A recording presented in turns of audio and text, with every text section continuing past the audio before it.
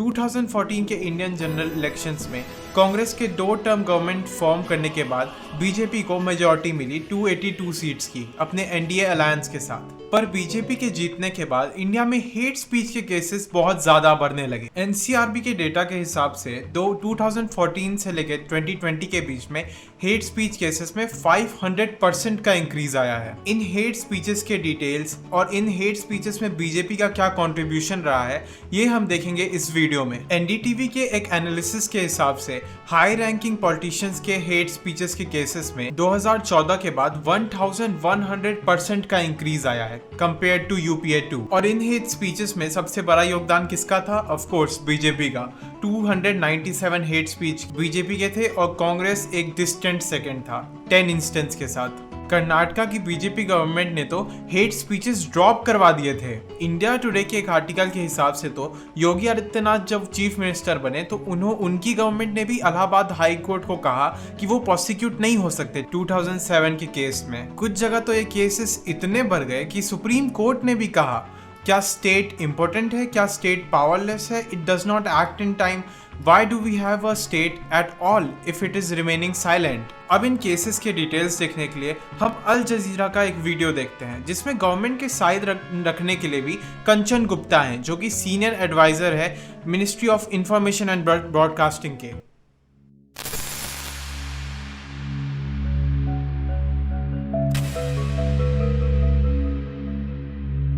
The media are typically seen as makers of consensus and harmony and concordance, all of that. But India is actually a spectacular case of the opposite happening. The Hindus, who are the majority, are being positioned as the victims of historic injustice, and it's the minority that are being presented as their aggressors. कुछ news channels जैसे Sudarshan news का तो बस यही काम होता है, आपको ये वीडियो में भी दिखी जाएगा। चौहान की ओर आप देख रहे बिंदास में आपके सामने हम मुद्दा लेकर आए हैं। हिंदुस्तान का इस्लामीकरण होने की दिशा में स्कूलों से भी शुरुआत हो चुकी है। इस देश के इस्लामीकरण होने की ओर जिस तरीके के षड्यंत्र हो रहे हैं उन्हें रोकने की जरूरत है। मुस्लिम आबादी जिस गति से बढ़ रही है ये निश्चित तौर पर इस राष्ट्र हित में नहीं है। 2029 के बाद इस देश का कोई प्रधानमंत्री हिंदू नहीं बन पाएगा। When you say patriotism is in your heart, then why are you being forced? Why are you forcing us? It's like a gladiatorial fight, evening upon evening. ऐसा नहीं है कि सिर्फ मुसलमानों के खिलाफ यहाँ पर इंसिडेंट हो रहा है, क्राइम यहाँ पर हिंदू के खिलाफ भी हो रहा है, मुसलमान के खिलाफ भी हो रहा है, सिख के खिलाफ भी हो रहा है, ईसाइयों के खिलाफ भी हो रहा है। झूठ बोलते हैं। With all its attendant cruelties and the banality of hypnotic entertainment. I think, sir, you are appalling in the way you conduct yourself on television. It's appalling. You're a disgrace. And there's also this joy that people find in the collective flaying of ideas that are contrarian to establishment, or the flaying of an individual or a community. कि इस देश में मदरसों का एक बड़ा योगदान है, कट्टरपंथियों की कारखाने हैं। The problem really lies in something called ratings. Newsmakers. When the game becomes one of viewership and you are just trying to grab eyeballs.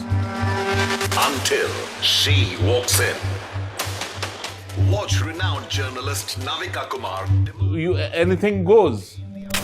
The intensity of this battle for ratings has made television more and more shrill, to some extent even irresponsible. Government को जो channel criticise किया media one, उसको ban लगाने में तो government को ज्यादा time लगा नहीं, और उस बैन को तो सुप्रीम कोर्ट भी क्रिटिसाइज कर चुका है। कंचन गुप्ता की बातों से किसी को ऐसा नहीं लगना चाहिए कि गवर्नमेंट तो बेबस है, गवर्नमेंट तो कुछ कर ही नहीं सकती, गवर्नमेंट तो चाहती है कि हेट ना हो नेशनल टेलीविजन पे, जबकि गवर्नमेंट के जो मिनिस्टर्स हैं वो खुद उससे भी ज़्यादा हेट स्पीचेस बोल चुके हैं, उससे भी ज़्यादा हेट फैला चुके हैं लोगों के बीच में।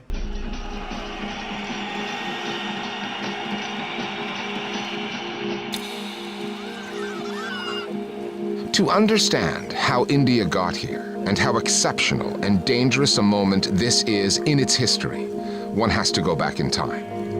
Long years ago, we made a tryst with destiny, and now the time comes when we shall redeem our pledge.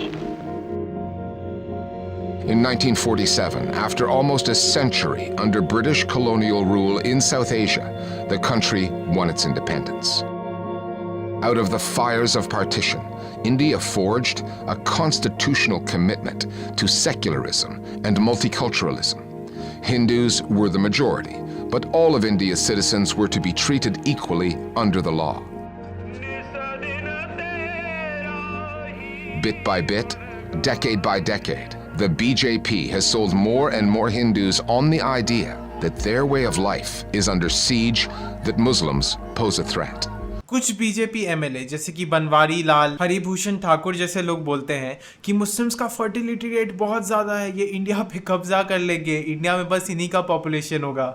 लेकिन ये सब बात एकदम गलत है, क्योंकि फर्टिलिटी रेट जो बताता है कि एक एवरेज वुमेन के कितने चिल्ड्रन हो रहे हैं, वो सारे रिलीजन में कमी होते जा रहे हैं। और जो गैप था रिलीजन के बीच में, अलग अलग रिलीजन के बीच में, वो भी बहुत हद तक कम हो गया है। इंडिया के Nobel prize winning economist Abhijit Banerjee का भी यही कहना है कि इंडिया के मुस्लिम टेक ओवर का बात वगैरह बेसलेस है, डेमोग्राफिक्स का बात करते हुए। प्यू रिसर्च वालों के एस्टिमेट्स के हिसाब से मुस्लिम्स का परसेंटेज 2050 तक इंडिया में बस 18% के आसपास ही रहेगा। और वैसे भी बहुत सारे मुस्लिम्स मेजॉरिटी कंट्री है, जैसे कि कजाकिस्तान, अल्बानिया, इंडोनेशिया, मलेशिया वगैरह, जहाँ पे बहुत सारे पॉपुलेशन है अलग अलग रिलीजन के, जो कि रिलेटिवली पीसफुली रहते हैं। मिडल ईस्ट के गल्फ स्टेट्स वगैरह, जहाँ पे बहुत सारे लोग जाते हैं इंडिया से काम करने, वो लोग को भी कोई तलवार वगैरह लेके रोज मार नहीं रहा है, वहाँ पे भी वो रिलेटिवली इजीली काम कर रहे हैं। लेकिन वहाँ पे लोगों को एक्सप्लॉइट किया जा रहा है रिलीजन के बेसिस पे नहीं, वो वर्कर होने के बेसिस पे, बाहर से काम करने वाले वो लोग हैं, इसीलिए चाहे वो किसी भी रिलीजन के हो, अलग अलग कंट्री से।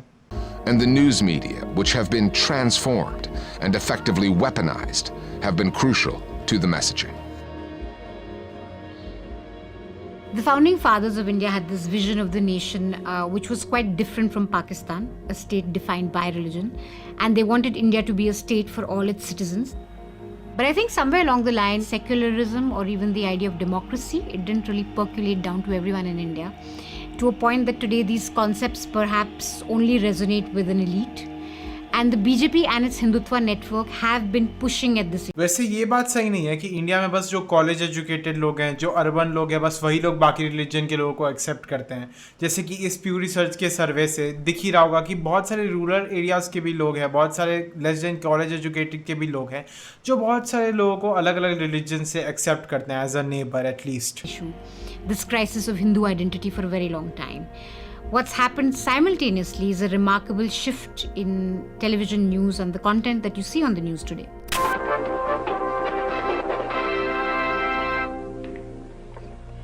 This is Doordarshan News. Good evening and welcome. The news culture for a very long time has been staid and boring. So the idea that you could actually be educated by what these voices on the air are saying is very new. But funnily enough, it's actually welcomed. You have a Hindu community that the media are doing their very best to try and unite. How do they do that? Well, firstly, by positioning this sense of an external enemy, right, against whom then you're all supposed to be united. Most importantly, you don't have to look inside and ask, what actually unites all of us Hindus together? So here you have these anchors telling people what they should think, whom they should approve of, and whom they should disapprove of. And it kind of works. Narendra Modi will be India's next Prime Minister. And in his victory speech, he described himself as Mazdoor #1, committing himself to the service of the people. ये भी बड़ा अच्छा मजदूर है, जो सबसे ज़्यादा income है जिन लोगों का 5 करोड़ पर एनम से भी ज़्यादा इनकम है, उनका टैक्स रेट कम कर दिया। और पेट्रोल वगैरह जो सब लोग यूज़ करते हैं, एक आम आदमी भी यूज़ करता है, उस पे टैक्स बढ़ाते जा रहे हैं। What's really changed since the BJP came to power is that you have anchors who've taken quite committed hyper-partisan positions. They've decided essentially to shill for the government and tarnished any other view as anti-national. पहले साबित करिए आप राष्ट्रभक्त हैं। आपको भारत माता की जय बोलने में दिक्कत क्या है बताइए? Muslims today are told their beliefs, what they eat, how they dress, who they fall in love with, all of it is a problem or can be a potential problem or a crime. And so for Muslim news consumers, it's a pretty bleak scenario. You would want to tune out or disengage. In some ways, it's the news outlets that have disengaged from the stories that are hitting people the hardest. India's agricultural sector, responsible for roughly 20% of its GDP, is in turmoil. Its healthcare sector, exposed by COVID-19, is in critical condition, and the unemployment rate is approaching 8%. That's more than 100 million people without work. Al Jazeera के कुछ points तो definitely सही है, लेकिन कुछ ना कुछ ये लोग को बैकअप सोर्स वगैरह देना चाहिए अपने पॉइंट्स का। जैसे CMI के हिसाब से इंडिया का अनएम्प्लॉयमेंट रेट अभी 7.7% के आसपास है, लेकिन कुछ अलग अलग सोर्सेज हैं जो अलग चीज़ क्लेम करते हैं, अलग नंबर क्लेम करते हैं।